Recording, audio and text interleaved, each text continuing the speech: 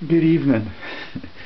I'm just in a position of making a thumbnail for the video I made on the links between the Southern Reporter and the members of the legal profession, and all the links into care homes and all the issues that are impacting on the economy in the region, and I've just decided to put a few images on issues that I've become aware of in the last 3 or 4 years.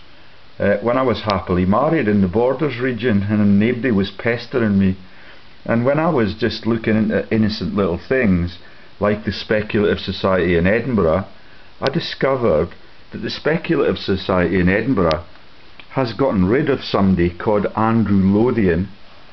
That's Andrew Lothian, MA, Sheriff, Lothians and Borders, Edinburgh, now resigned after various sex scandals, including a gangbang rape of his wife Harriet using Rohypnol. Now, Rohypnol is the date rape drug, and if any member of the public had done that, then they would be banged up for quite a large chunk of their life. What happened was that his wife had to give up half of her home, and she came to live in the Borders region, it's alleged. A lot of the evidence has been taken down now, and that person has been thrown from the judiciary. And when I was looking those things up, I discovered the concept of the Selkirk Arrow and how that is celebrated as being one of the parts of the foundation. That's Sheriff Drummond in a very innocent role in front of the camera, in front of the press that we talked about, that are in his every court hearings, but they never publish anything about the crimes or the frauds that are blighting the funding of the rural law courts in Scotland, many of whom are closing now. And this Selkirk Arrow is associated with the memory of Sir Walter Scott. Now, Sir Walter Scott is one of the leading Freemasons in our country, and with Sir Robert Peel, he handled the Glasgow riots. When the returning troops came back from the war, in the First World War, they had been engaged in a massive battle for their country, and they returned to Glasgow, and half of them, they found it very, very difficult to get work. So what they did was they went on strike, and so that's a union movement, but in the media and in Wikipedia it's described as the Glasgow riots, because they went on strike, and what the government did, what the Walter Scott Foundation, led by the Walter Scott was directly involved in suppressing the returning troops in the Napoleonic Revolution. When they went to fight Napoleon on behalf, that's the anti-communist movement, Napoleon's alleged to be a revolutionary. When they returned, 80 of them were killed, executed by the Scottish judiciary, led by Sir Walter Scott and Sir Robert Peel, the founder of the crooked police system. The Speculative Society in Edinburgh runs all of this in a secret society, hosted by the university where Gordon Brown used to be the Chancellor. That's the Gordon Brown with the babies that die early, and the one that resigned last week because he has been a criminal for all of his political career on the left wing, in inverted commas. And when you see the commemoration of Sir Walter Scott founding the fascist court in Selkirk, with the crown on it and the Crown Office representatives who have the gagging orders placed on me, you will see that the little arrow that he's got there is exactly the same as the arrow that I've shown you as the icon for Freshfields, Brookhouse and Derringer, for whom John Lamont MSP used to work. Also involved in the celebrations, let's scan down a wee bit, is Sir David Steele, the criminal on the Fleming family business registers, the man who upped the budget tenfold for the Holyrood Parliament building when he was in charge of the transition to giving us 3 or 4 tiers of government and elected officers, all of whom steal from our country. Yeah. There's the tanks that were brought in from the south by the Walter Scott Foundation in the Glasgow riots post World War I. Yeah. The cause was we cannot find work, and the obligatory working hours for the ordinary working slave in Scotland in those days, immediately after 1918, was 55 hours. They went on strike to reduce it to 30 hours so that their colleagues who had risked their lives for their country in a conflict which is entirely engineered by the elite people that run the governments in those places. Yeah, and I made a video yesterday on the life of Greg Hallett and the secrets and the sexual coercion which underpins the selection of almost everybody in the judiciary. I was a great admirer of David Steele. I've got pictures of me and him in the same images when I was an innocent little kid playing rugby in the Borders, and I used to think he was a local hero, like everybody who achieves celebrity status. And I don't know what paper this is, but Andrew Lothian's sick crimes against his wife were openly portrayed in some papers, and the blog spot on the goings on in the speculative society in Edinburgh are relatively peripheral, because it's way back in the, I think it's in the early 1990s, the last data to be released from there, and from that I was able to discern that Ewan Brown, Sir Ewan Brown now, working at St Andrews University, where the Queen's babies get educated, by Alistair Moffat, who lives in Selkirk and is not pictured in these pictures, but he has been the boss at the Scottish media. He is currently a writer and he still releases news, but he's the rector at St Andrews University. It is a ruthless cabal, and they're celebrating the right-wing achievements in killing ordinary working men. And the videos I made on the tragedy at Flodden and Michael Moore, who's in the criminal sector in money laundering with George Soros and JP Morgan, out of the Parliamentary Foundation for Democracy Limited with 3,000 Ponzi shelves. Okay, I'm on trial for assaulting a woman who ended up with a sticking plaster on the rear of her arm.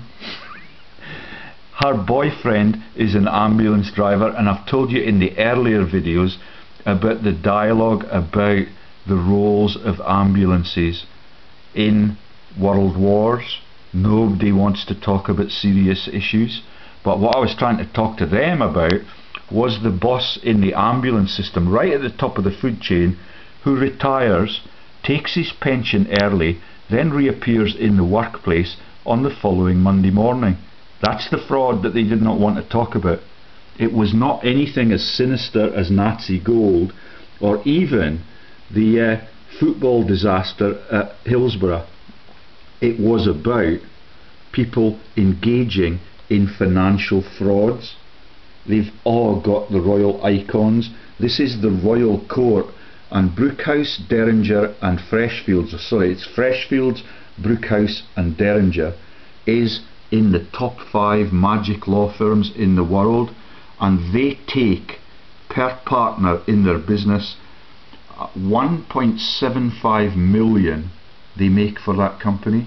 And the ruckus here in the first image that I found was that if we can scroll left, we'll see that there has been a set of illicit issues in the Scottish Law Reporter's domain.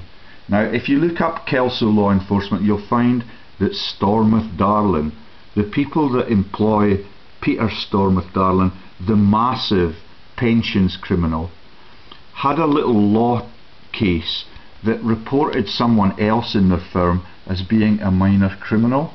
And this was back, I think, in the early 1980s. It was all over the front pages of these, like the closure of the law courts now.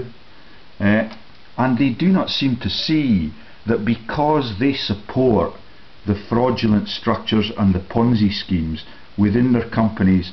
Look at the earlier videos we've made, look at the advisors to law enforcement in Scotland, and they are financial criminals. That's Naismith, Stuart Fair and John Lamont.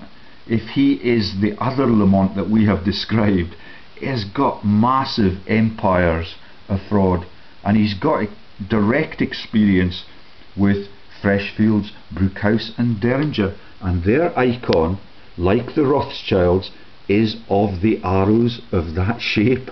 Yeah, and I was quite stunned when I discovered this. They're proud of it. They realise the links between Walter Scott fascism and the corrupted police force in London, and the tank commanders that came up were from London. They're not. And what was happened in the Napoleonic case was that over 80 people were executed. The first execution was watched by 20,000 spectators. Yeah. It is so twisted, it's incredible. And I'm going to get the truth out about how society has decayed and how vicious these people are. Their salaries are immense. There's a bit about the Lord Advocate, also a Scotsman now. I'm not sure if this is the current Lord Advocate, but they've got secret slush funds. And this is reported in the Scottish Law Reporter. So this is minor stuff compared to what the Speculative Society manages, and that includes the creation of Arnott Manderson and the covering up of the jokes of the war dead and the killing of Moira Anderson, relaunched to cover the massive pay rise and the knighthood for Sir Stephen House. Okay, everything is massive. The frauds involving the man Ewan Brown, who went to St Andrews, crashed the banks in 2008. I've got all the director numbers, and I can show you on my website exactly what he does.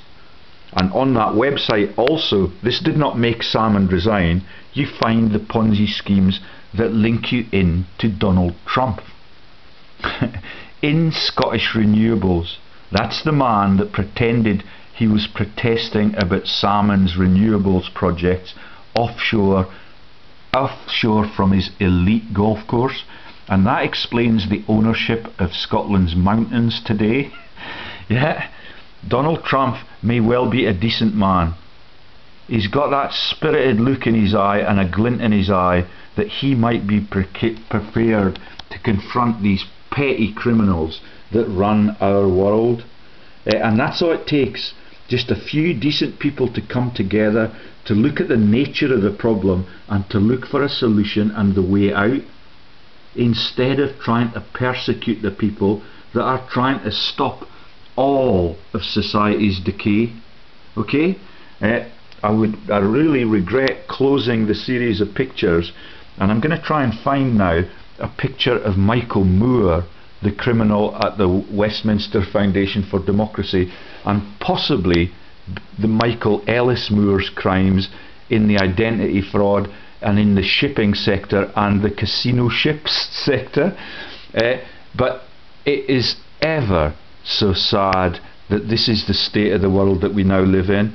And this week on Tuesday, that wee man, who's quite proud to be carrying Walter Scott's icon of the deceit and the killing of Scottish troops for years and years and years, and the pinnacle, the Pinal Hugh monument, which is a man's penis. Everything is trivialised, and everything is a joke about the Rothschilds, who have 5 of those arrows in their thrall, running the central banks that were taken from the sovereign countries by the Crown Templar and the cabals that surround it. It's been 160 years since we had a legitimate monarchy, and these guys are in for a really heavy fall. But I've discovered him on the business registers and the directories. He's now involved in computer frauds like the .com scam that I described in New Zealand. So he's a financial criminal, and this little story has been raised to take the attention of what he does in the business world. And goodness knows whether or not anything happened in his wife's bedroom, but they will stop at nothing to steal from the people and to defraud their pension funds. And when they killed the protesting troops in Glasgow, that's called the Radical War, and there were people accused of being involved in that. One of them was a Lees and one of them was a Baird. They were let off because they were from the south. 88 people died, and you know that the letter 8, according to the videos I've made and Greg Hallett's insightful versions of the real world history, 8 means a continual process. It just keeps cycling around over and over and over again. Every one of the revolutions is to cull the poor people, the working classes, and they know it, and they celebrate it with a cheesy grin. I know that there is a Lord in the skies. You have to call these people my lud in the courts. You have to be deferent to them, otherwise you're in the jail. But I'm stronger than them, and they're going to realise that in the next month or so. Christmas is coming, also a fraud. Yeah, when you place your hand on the Bible in court, it is a joke for them. They understand it. Why they call themselves, that's why they call themselves the Lords. Right then, I'm going to try and find you some images of Michael Moore at Flodden. When the troops were culled at Flodden, only 2 of hundreds returned to the town of Selkirk, which is where this guy is celebrating their law courts. Okay, that's 2 survivors, and what you get now is the pathetic pageantry of the people in the kilts. If you read the stories about the Glasgow riots and the Radical Wars, you'll see that the transition to the kilts, in various towns a total of 88 men were charged with treason. Yet that's after fighting for your country in Napoleonic Wars on behalf of the King and the Crown Office, defending them against Napoleon, who was funded, like Wellington, by the Rothschilds, which is why it's a joke about the 5 arrows. And David Steele should know better. I know that he does understand his deep guilt now, because I've seen him creeping around my town. I met John Lamont in the pub last night. They're looking ever so sheepish. I'm going to finish off by reading out John Lamont's letter to his constituents, if I can find it. Here it is. He's a nice guy. He's extremely slim, looks fit, doesn't look as if he's reliant on healthcare frauds to dismember him at all. But he is writing to his constituents. John Lamont MSP, there he is, headed for the Parliament in Westminster. He's passed his tests up here. He's won the Better Off Together battle for them. He's the one who's totally aware of every crime that I've reported and every fraud that could make the whole of the UK prosperous. He's only an MSP and he can do nothing about it. Dear Mr. and Mrs. Lees and family, Kelso Doorstep, and that's identified to me at my address, which the Kelso police force did not know, which is why they had to go and look to my dad to give them my address. Okay, and Kelso Doorstep Survey. Following my recent doorstep survey in Kelso, I'm writing to thank you for the warm welcome that everyone in your area gave to me and my team. It was great to meet some new people, but also to say hello to friends again. I thought you would be interested to hear about some of the issues that were raised with us following the referendum on Scotland's future within the United Kingdom. There was widespread relief that Scotland had voted to remain part of the United Kingdom. However, there were concerns that the SNP still seem to be actively campaigning to break up Britain. They're resigning because they have shame. He has none. He's been reported the frauds on the Trident scandal, on all of the Ponzi schemes in Lothian Road in Edinburgh. He will do nothing about it. Okay? This is what he's prepared to do.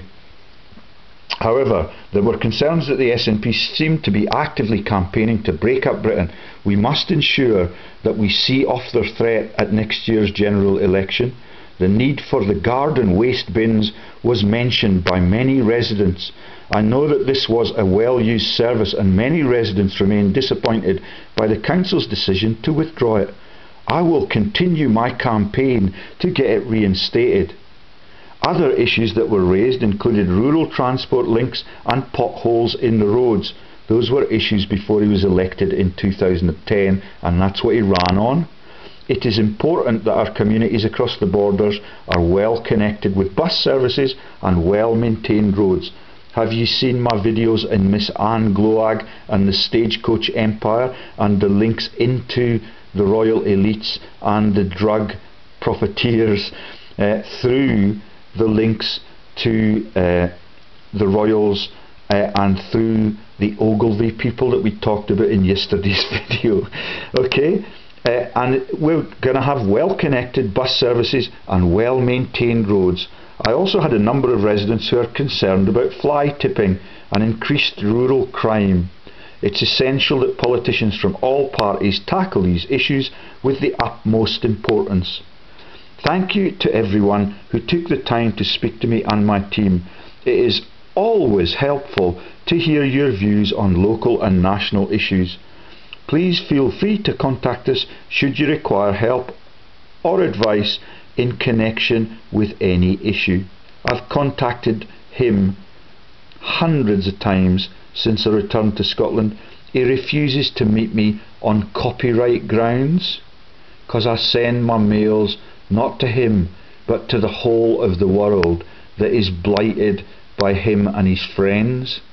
He's a relatively minor criminal in the food chain, but every parliamentarian who's unprepared to work for their country is a traitor. And in 1918, 16 or 17, when they culled those 88 men, they were returning from fighting for their country, and the ones who returned from World War I were suppressed by tank commanders from the south and from the Walter Scott Foundation, the Abbotsford Trust. All of them are linked in.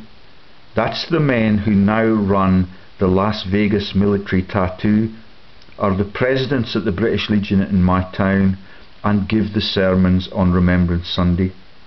It is totally twisted, and I'm going to bring it to its knees. Okay? And John Lamont has signed that off perfectly, sincerely, and he's not mentioned the Lees family name at the top. Okay? This cabal have broken my marriage up by persecuting me because of my innocence, and my wife has been prepared to play her part in that, but she does not understand the complex nature of the interlocking thieves that run our country, and many of them in the last month, since I began to get really heavy, have resigned in shame, and that will continue. And let me find Michael Moore and that friggin' issue of that's me just in the position exposing the Southern Reporter for its interlocks to the Prince's Trust. Yet the media are stitched up. Everybody is gagged on everything, including the war crimes, which when I mention them in Jedburgh Sheriff Court, they tell me effectively to shut the fuck up. but much more politely than that, they tell you that you have to leave the room and you're not allowed to talk about such things. Okay, and that's the man with a little silver arrow celebrating the fascism for hundreds of years. Right, what we're looking for is Michael Moore, who does not understand why so many people got killed at Flodden, and his mate down the valley used to be a Facebook friend of mine like Michael Moore, until they realised that I'm smarter than them and I'm onto everything that they do that defrauds our country of its greatness. That's Jim Hume. World War I was sparked by the killing of the Archduke on the Hume Bridge. I've told you that before, but it is just like pissing into the wind. Nobody's interested in it unless there's a sporting tournament, and Scotland, even there, has been rendered defeat by these people and the man with the clipboard. Right, let's see if we can get... I'll try and get you images of Michael Moore, because I've got extensive videos on them standing on the podium pretending that they don't understand why only 2 people returned alive to Selkirk. Everything is a premeditated cull to keep the numbers down. And even I talked about the Torah Wood and the links to religion. Everything that the fascists do, and they're doing it intensively now, because this is a very important year for them, 100 years since one of their greatest triumphs.